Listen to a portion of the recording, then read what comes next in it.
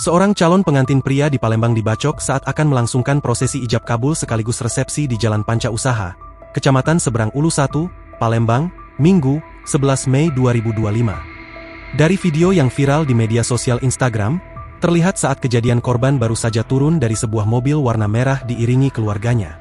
Kemudian para pelaku langsung mendekat dan mengayunkan senjata tajam ke arah korban.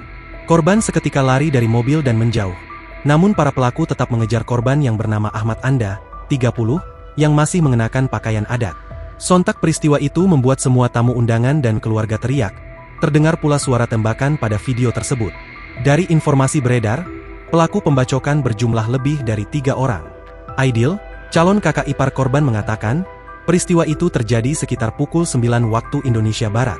Korban baru turun dari mobil kemudian datang pelaku berjumlah 4 orang. Korban turun dari mobil warna merah terus rombongan pelaku turun dari mobil warna abu-abu. Pelakunya 4 orang langsung bacok korban, ujar Aidil. Korban langsung kabur dan dikejar oleh keempat pelaku.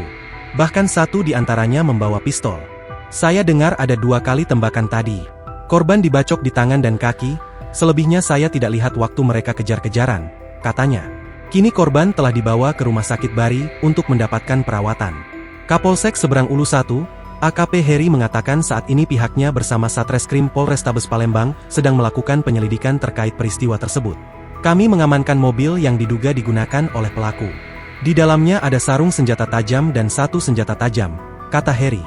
Download Tribun X sekarang, menghadirkan lokal menjadi Indonesia.